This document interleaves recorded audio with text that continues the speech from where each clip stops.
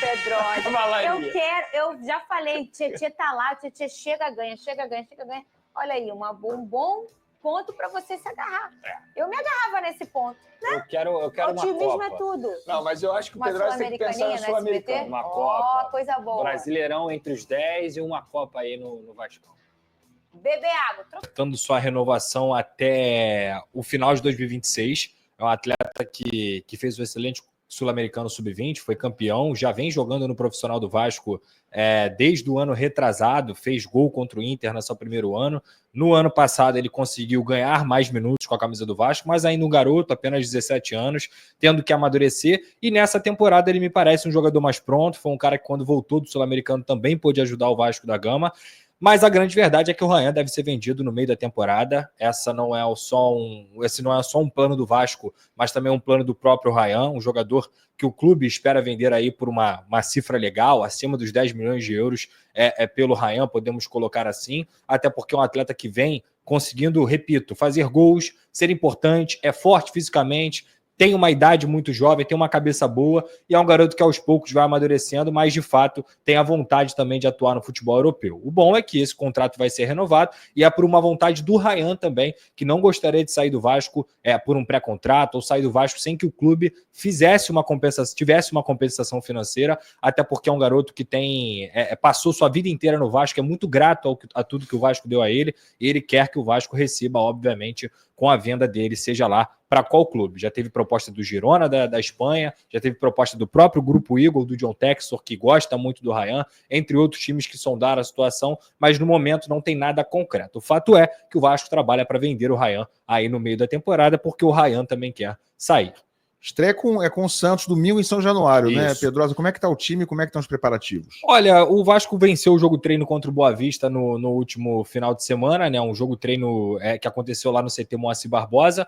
O Carille, ele escalou um time que, na minha visão, não tem como dar certo no futebol brasileiro, que ele colocou principalmente o Hugo e o Souza juntos, nada contra o Souza, mas o ponto é, você não pode ter dois jogadores que são lentos, que não têm transição, que não têm velocidade no meio campo, com o que se pede hoje o futebol brasileiro, muito pelo contrário. Eu acho que o Souza e o Hugo não são jogadores complementares, assim como fala do Hugo e do Cocão também. Quem tem que jogar ali, na minha humilde visão, ou é o Tietê, ou é o Paulinho. São dois jogadores de transição, de velocidade, que chegam bem, que tentam também bater de fora da área e que vão dar o apoio ao ataque. Boa notícia é que o Nuno continua se adaptando também, Garré vem treinando bem pelo que eu ouvi. O Lemos e o João Vitor vão ser os dois zagueiros escolhidos, a dupla de zaga do Vasco para a partida contra o Santos. Nas laterais, Paulo Henrique e Piton, naturalmente. O Léo Jardim não participou desse jogo treino por uma dor no joelho, mas isso é totalmente natural pelo que eu ouvi. Deve jogar contra o Santos normalmente, até porque ele é fominha pra caramba, então já está em tratamento. E lá na frente, aguardando a volta do Felipe Coutinho, fazer toda essa semana perfeita para que ele possa ficar à disposição e a gente tenha um Coutinho e Neymar em São Januário. Mas tem outro assunto que tá chamando mais atenção. Qual é, aí, o Ilan. Olha, hoje de manhã saiu uma notícia de que o Vasco tinha vendido o mando de campo da partida contra o Palmeiras para o Mané Garrincha, pelo Grupo Metrópole, que compra muitos jogos, é um grupo que consegue lá no Mané Garrincha mandar jogos, comprar jogos importantes e tudo mais. Inicialmente tinham dito que o Vasco da Gama estava cumprindo o anterior da 777, mas na verdade não, até porque eu fui procurar ouvir as pessoas, eu já sabia que o jogo contra o Fluminense tinha sido esse jogo pago, em teoria pela gestão da 777, que tinha vendido essa partida. O Vasco Fluminense foi no Mané Garrincha, que o Vasco perdeu por 2-1 para o Tricolor, e eu fui entender com a gestão o motivo, quais são os motivos do Vasco vender o jogo de São Januário contra o Palmeiras e vender também o jogo contra o Botafogo. O Botafogo é o único rival do Rio de Janeiro que o Vasco tem aval para jogar em São Januário com o aval do BEP, porque a gente sabe, Botafogo e Vasco são torcidas amigas. E o Vasco da Gama vendeu esses dois jogos pelo valor de 2 milhões cada jogo, ou seja, 4 milhões no total, e podendo chegar ainda nesse jogo contra o Palmeiras a ganhar mais 500 mil, caso tenha 50 mil pessoas no estádio Mané Garrincha, o que é muito provável porque as torcidas de Vasco e Palmeiras são grandes, são enormes no Brasil inteiro. Dito tudo isso, Lan, me chama muita atenção essa perda esportiva que o Vasco está tendo. Principalmente porque São Januário é a fortaleza do Vasco. Em São Januário, o Vasco é muito forte. tanto nos anos de 2024 quanto de 2023, o Vasco fez de São Januário a sua fortaleza, como é a nossa história. E dentro de campo, futebolisticamente falando, o Vasco é uma equipe inferior a Palmeiras e a Botafogo também, dando certo tudo que a gente espera que dê lá no Botafogo com relação aos reforços. Então, o Vasco está perdendo esportivamente. O Vasco está tomando uma decisão, para mim, que não faz sentido nenhum. Está abrindo mão da possibilidade de ganhar 6 pontos. Ah, Pedrosa, mas no Mané Garrincha também tem torcida do Vasco. O Vasco também pode ganhar no Mané Garrincha. É claro que pode, mas o Vasco é mais forte aonde? No Mané Garrincha ou em São Januário? Então, assim, eu não consigo entender de forma alguma o porquê de vender esse jogo. Ah, porque esportivamente pode ser ruim, mas empresarialmente, falando pela parte comercial, o Vasco ganha muito mais dinheiro. É verdade. 4,5 milhões de renda, São Januário hoje não consegue chegar nem a 1 milhão de renda para o Vasco da Gama. É um estádio que, infelizmente, com toda a sua história, é um estádio defasado nesse sentido e o Vasco precisa de dinheiro. Mas então, isso é um recado para a diretoria, se comunica com o torcedor. Explica para o torcedor por que vocês estão vendendo o jogo. Explica direitinho o porquê que vocês estão,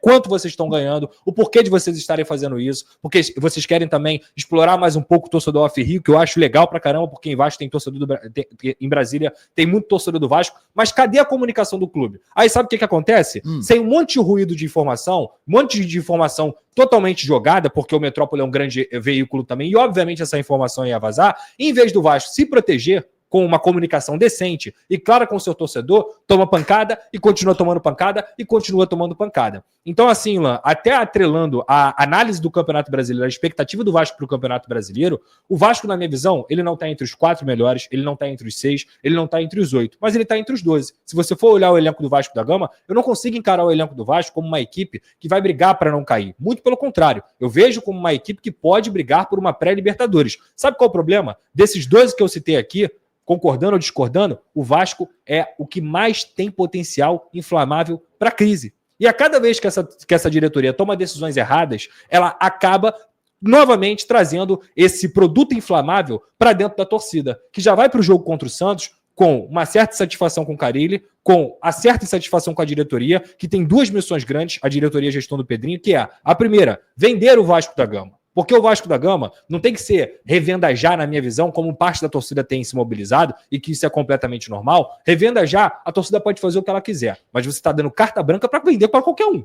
E eu acho que isso não pode acontecer. Já tivemos um exemplo muito grande que o Vasco foi vendido para uma empresa picareta e que o Vasco perdeu novamente a sua expressão no cenário nacional por conta de uma empresa picareta. Então, vender um clube por um valor bilionário não pode ser algo feito da noite para o dia, mas tem que ser feito com velocidade, porque a resposta para o sócio que votou lá pela SAF, o sócio quer ver o Vasco vendido. O sócio não quer ver o Vasco associativo. O sócio não quer ver o Vasco sendo comandado pelas mesmas pessoas e pela mesma política. E eu falo isso do Pedrinho, porque é um cara que eu tenho certeza que ele não vai fazer sacanagem com o Vasco, que ele não vai ser escroto, que ele vai roubar, nada disso. Eu tenho certeza que não. Mas ele tem uma missão. E se ele não conseguir cumprir essa missão até o final da temporada, em 2026 tem política. E a política já está se movimentando. Então, a cada detalhe que essa diretoria acaba deixando passar para que esse lado político inflame cada vez mais, isso obviamente prejudica dentro de campo. O Vasco, repito, talvez tenha o seu melhor elenco nos últimos 10 anos, mas é uma equipe que tem um potencial inflamável de crise muito por conta não só dos problemas que são dos últimos 20 anos, mas também por falta de comunicação. A diretoria do Vasco tem que se comunicar, seja para venda, quanto à segunda missão, que é a reforma de São Januário.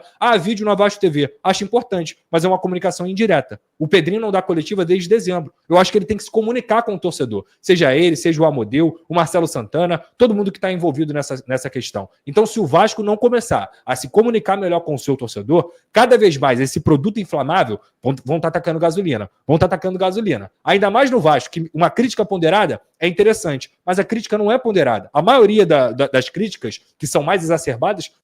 Então, portanto, galera, você conseguiu acompanhar nesse momento as palavras de Lucas Pedrosa falando sobre tudo envolvendo a equipe do Vasco, e eu basicamente concordo com tudo que ele falou. Não tem que ser feito de maneira, digamos assim, de maneira a modo largado, digamos assim, né? Não tem que ser feito dessa maneira. Tem que ter calma, tem que ter paciência, mas, né, o torcedor precisa também, tipo assim, ser, digamos assim, estimulado, né? Porque, cara, você olha aí, qual o jogador que realmente chama, né? Tirando o nome do Felipe Coutinho, que não vem atuando bem, mas que jogador que chama, fala assim, caraca, esse cara aqui, o Vasco fechou com um baita reforço. O Lloyd não é esse, o Garré não é esse também. O Nuno Moreira também não é esse atleta. Então, precisa de jogadores ali de qualidade, de um elenco mais reforçado, né? Buscar, sei lá, um Balbuena aí, tá encerrando seu vínculo lá na Rússia. Buscar jogadores assim, diferenciais, que podem, né, ajudar muito a equipe do Vasco. E o Carille também não vejo como um cara com identidade assim para que possa assumir o comando técnico do Vasco da Gama. Essa é a minha opinião.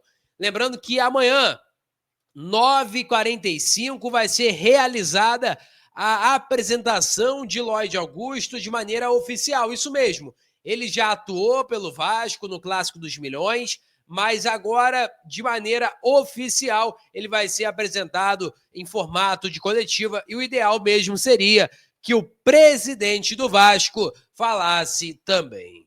Peço a você que deixe o like, é muito importante para o nosso canal. Acione o sininho de notificação para não perder nenhum conteúdo. Nossa meta, olha, alcançar 60 mil, eu conto muito com a sua ajuda e também com a sua moral. Vou ficando por aqui, valeu, tamo junto. E é nóis! Fui!